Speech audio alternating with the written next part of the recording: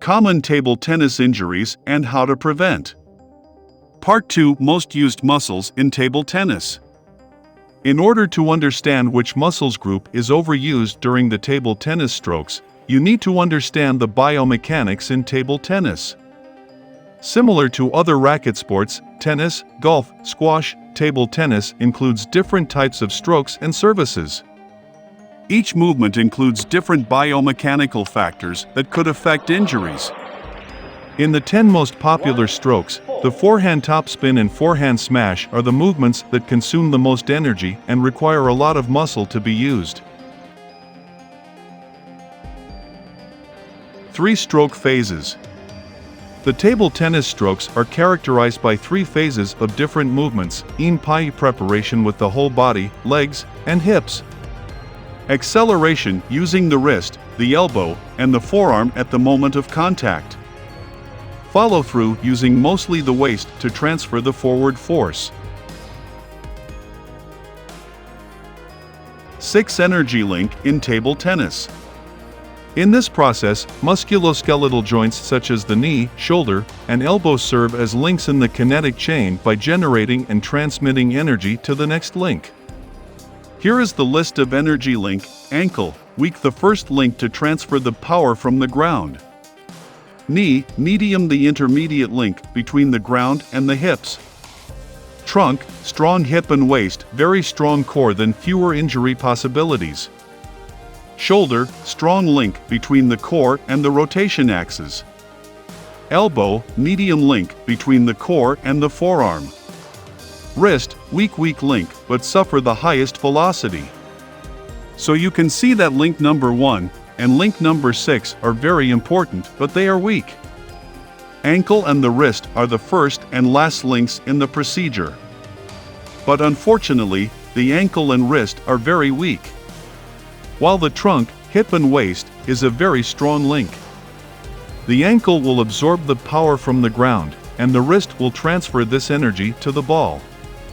The waist is the narrowest part of your torso, while the hip is the widest part of your buttock. Both the waist and hip are very important in table tennis. They generate a lot of power for your strokes. So weak link will be prone more to injury in table tennis. Old players, veteran, senior, will suffer more ankle and knee injury. And junior players will suffer more to wrist, elbow, and shoulder injury, based on my coaching experiences. During a good stroke, this energy cycle, from the ground to the ball, will make the ball spin. Don't just impact the ball with only your racket, but think about this linking concept. By thinking about this, you can reduce the injury possibility. Use all of the links to reduce injury. In a single table tennis match, this linking cycle is repeated many times and greatly depends on the strength, stamina, flexibility, and technique of an athlete. If energy transfer in articulation is not coordinated effectively, the following joints can easily become overloaded. By understanding the energy linking concept in table tennis, you can greatly reduce the injury and pain during your intense training. That's why biomechanical is very important in table tennis. I want to explain this concept to every high-level players and new players. High-level players and coaches can use it to improve their performance, while new players can use it to have a proper technique and stroke mechanism. All players should know this for your safety. I've observed that there is a huge difference between experienced table tennis players and amateur players. Experienced players prefer using many muscle groups to generate power. Amateur players forget to do adequate knee flexion and hip rotation, so they must use more 25% of shoulder and elbow to generate similar speed and power. Should an elbow is overused 25% in table tennis, if you don't use the power from the ground concept as I coach, I emphasize on the fluid, the correctness of the stroke for my players. The kinetic connection depends on the level of experience. Advanced table tennis players manipulate the kinetic connection more effectively to reduce the impact forces transmitted to the weak linkings, wrist, ankle. In turn, beginner or recreational table tennis players often use excessive and uncoordinated force in the absence of an effective technique, which does not result in increased ball speed and spin. You need to learn optimal technique, which helps enormously to maximize the prevention of injuries and also increase the quality of your shots.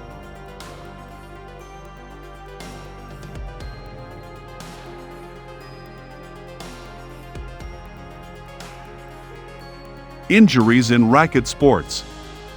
If you are a coach, you need to understand what factors have to be involved in an injury prevention strategy for your players. With the new plastic ball and the modern competitive sport, ITTF's new policy, the potential risk of injuries in table tennis increase. Injuries mainly involve muscle tissue, they are followed by injuries to the joints and tendons. This could be due to increasing participation, intensity, demands, and longer training periods. Although table tennis is one of the least risky sports in racket sports, there is a common problem of injury between table tennis, tennis, and badminton. There is no difference between male and female players. Compared to other racket sports, table tennis players suffer fewer injuries. Good news for us, you can see that, for both table tennis, badminton, and tennis, there are three most risky parts: shoulder, spine, and ankle. The most at-risk parties are the table tennis shoulder, 20.05%, and the tennis ankle, 20%. The second most at-risk body parties are the spine and hips, 15.79% each, in table tennis, and spine, 15.38%, followed by wrist and shoulder, 13.85% each, in tennis. Other parts of the body are slightly less prone to injury. With the introduction of a bigger ball, these strokes have become even more abrupt. Kondrik M. 2011. In my coaching experiences, most of these injuries come from the sudden movements. In table tennis, no swing phase at the end of the table tennis stroke, read above about the 3 phases in a table tennis stroke, could increase the injury risk. Through the swing, we provide an optimal way to muscles and adequate angle of the involved joints, the shoulder, elbow, and wrist. That's very important that you should learn the correct way to swing. It's in pi. Table tennis has a little higher ankle injury.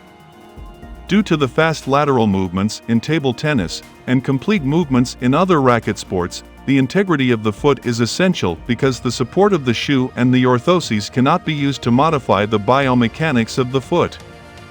A high percentage of injuries to the ankle and foot joints, 23.69% overall, indicates that players should pay more attention to choosing appropriate footwear to avoid these injuries.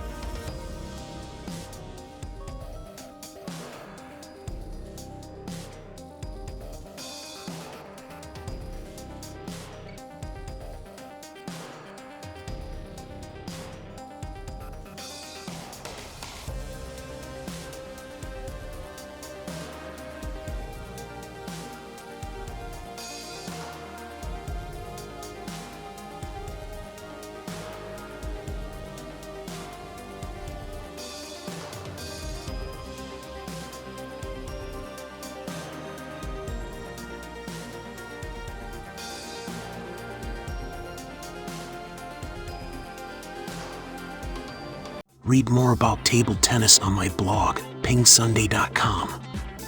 Get free ebook and coaching advices. See you in the next video.